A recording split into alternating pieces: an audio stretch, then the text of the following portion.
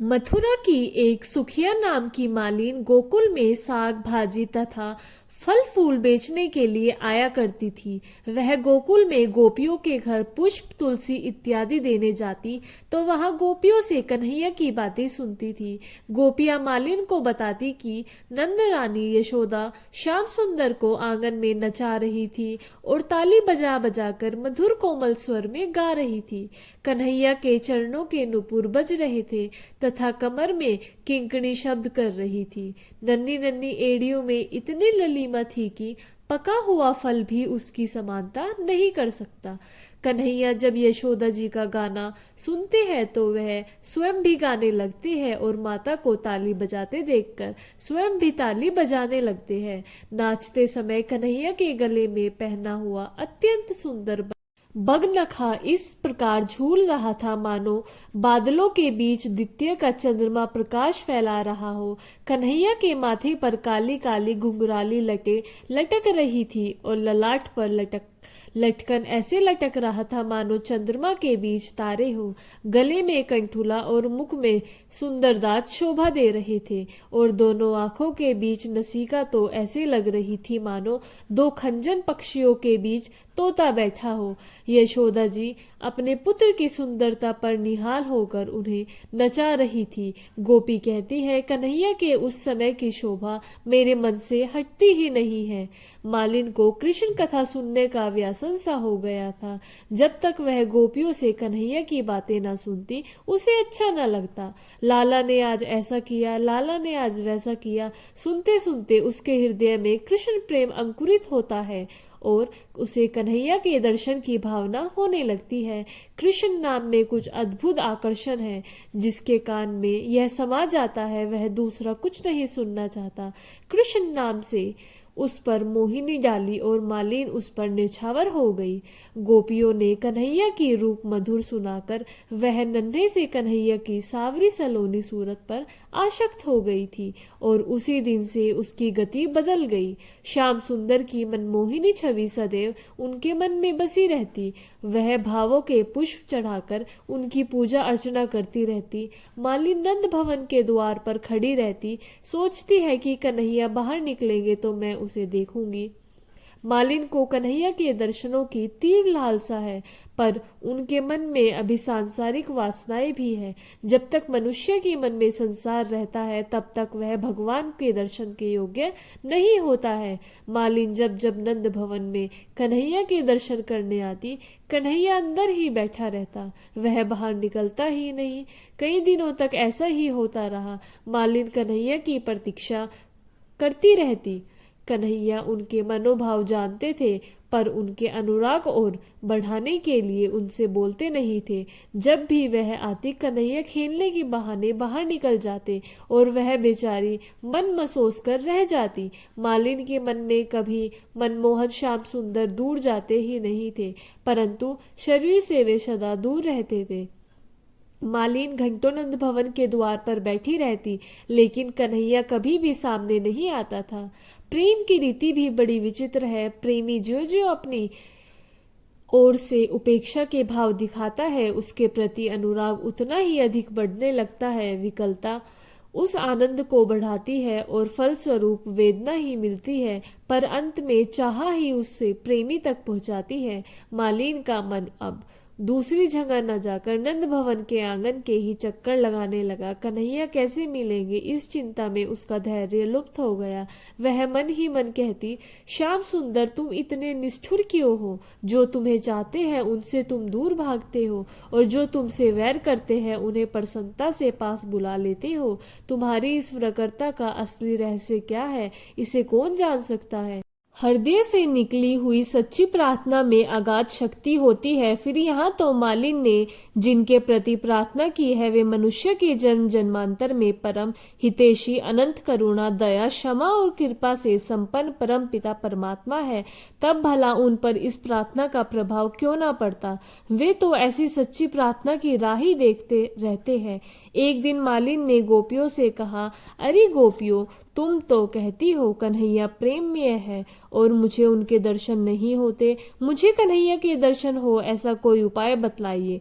गोपियों ने मलिन से कहा, मालिन तुम्हें कोई नियम लेना पड़ेगा। मालिन ने कहा, मैं बहुत गरीब हूँ, ऐसा नियम बताइएगा जो मैं रख सकूं। गोपियों ने कहा, मालिन तुम कन्हैया के दर्शन के लिए नंद बाबा के द्वार पर खड़ी रहती हो, इसके बजाय तुम आज से नंद भवन की 108 प्रदक्षिणा का नियम ले लो।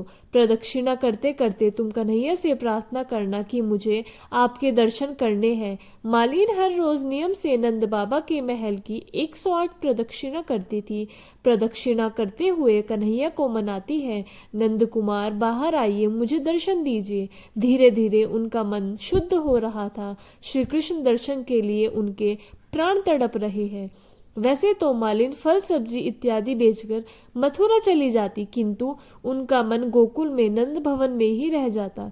प्रातःकाल उठते ही वह अपने मन की खोज में फिर गोकुल आती और मनमोहन के साथ अपने मन की क्रीड़ा करते देखकर वह अपने आप को भूल ही जाती। उनका मन कन्हैया को स्पर्श करने के लिए सदैव व्याकुल रहता। जब कन्हैया को देखने छूने की मालिन की चाह अपनी प्रकृष्टा को पहुंच गई और उसे संसार में कन्हैया के सिवाय कुछ भी नहीं दिखने लगा, तब फिर कन्हैया के मिलन में क्या देर थी। अगर चाह असली हो तो कन्हैया तो चाहने वालों से दौड़कर लिपटने आते हैं। अब मालिन की चाह में किसी प्रकार का आवरण नहीं रहा, उनकी चाह कृष्णमय हो गई। आज मालिन ने निश्चय किया कि कन्हैया के दर्शन के बिना वह पानी भी नहीं पिएंगी। सुंदर सरस फलों की टोकरी सिर पर रखकर कन्हैया की मोहिनी छवि का ध्यान करते हुए गोकुल में आकर पुकार उठी, फल ले लो, फल ले लो। कन्हैया के कानों तक यह शब्द पहुंचे। कन्हैया ने सोचा, यह जीव दर्शन के योग्य तो नहीं है, पर इसकी भक्ति दृढ़ करने के लिए आज मैं इसे दर्शन दूंगा। समस्त फल और उपासनाओं के फल देने वाले भगवान फल खरीदने के लिए घर से बाहर दौड़े। छोटे से कन्हैया है, बहुत सुंदर दिखाई दे रहे हैं। यशोदा माता ने पीताम्बरी पहनाई हुई है, सुवर्ण की करधनी और बाजूबंद पहनाई है, कानों में कुंडल है, नाक में मोती लटक रहा है, माथे पर गोरोचरण का तिलक है, वे रेशमी सी काली अलकावली बिखरी हुई है, मोर मुकुट धारण किए हैं, हाथ में छोटी सी बांसुरी है, आंखों में प्रेम भरा है, चरणों में नुपुर पहनाई है, छम छम करके दौड़े आ रहे हैं। अपने लाल लाल हाथों की छोटी सी अंजलि में अनाज लेकर वे जल्दी जल्दी हाफते हुए मालिन की ओर दौड़ पड़े। उनकी कोमल अंजलि की संधियों में काफी अनाज तो रास्ते में ही बिखर गया और जो थोड़ा सा अंजलि में रह गया था वह कन्हैया ने मालिन की टोकरी में डाल दिया।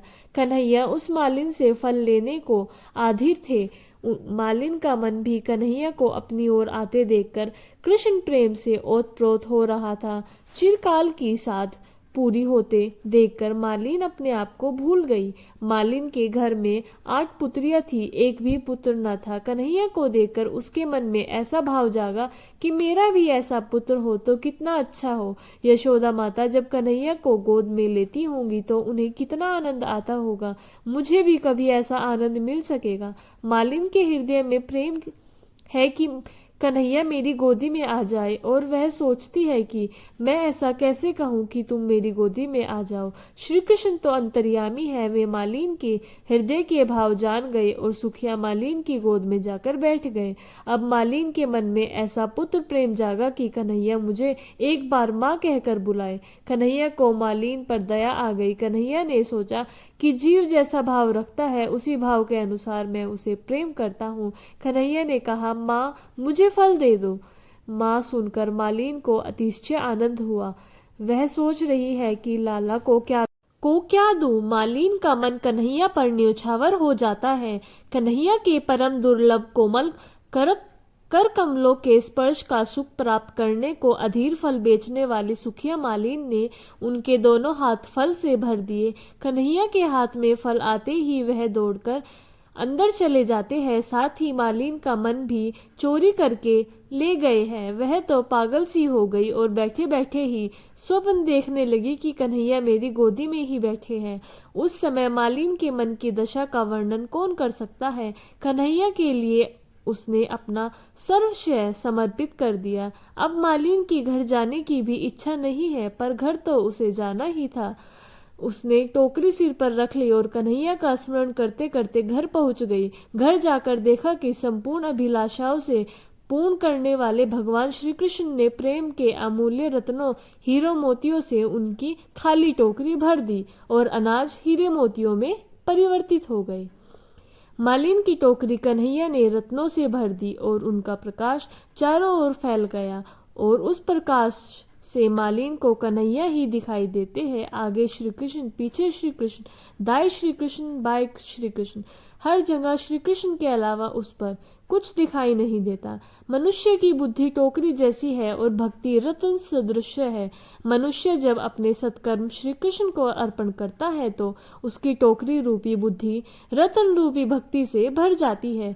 आज कन्हैया मालिन द्वारा दिए फल सब गोप गोपियों को बांट रहा था, फिर भी टोकरी खाली नहीं हो रही थी। यशोदा माता सोच रही थी कि आज कन्हैया को आशीर्वाद देने माँ अन्नपूर्णा माता मेरे घर आई है। सुखिया मालिन का जीवन सफल हुआ। उसने साधारण लौकिक फल देकर फलों का भी फल श्री कृष्ण का दिव्य प्रेम प्राप्त किया। श्री कृष्ण का ध्यान करते करते वह उन्हीं की नित्य किंकरी गोलोक में सखी हो गई। श्री कृष्ण ने उन्हें अपना लिया। उसी दिन से वह धन्य हो गई। इस कथा का सार है, मनुष्य जब अपने सत्कर्म के फल को धर्म, संपत्ति, पुत्र पौत्र आदि के सुख तक सीमित मानता है तब तक वह बंधन का कारण रहता है। इसे फल को बेचना कहा गया है। अर्थात जब हम कोई पुण्य के बदले भगवान से किसी कामना की पूर्ति चाहते हैं तो वह हमारे सत्कर्मों का विक्रय है। पर जब कर्म श्री कृष्ण भाव से होता है तो वह मुक्ति प्रदान करने वाला होता है। भगवतपर्ण भाव से कर्म एवं कर्म फल प्रदान करने से समस्त कर्म शुद्ध हो जाते हैं। कर्म और कर्म फल उसे संपलिप्त नहीं करते, अतः फल की इच्छा का त्याग करके ही कर्म श्रेष्ठ है। भक्तों, ये थी आज की वीडियो अच्छा लगे तो लाइक करें, चैनल को सब्सक्राइब करें। जय श्री राधे कृष्णा।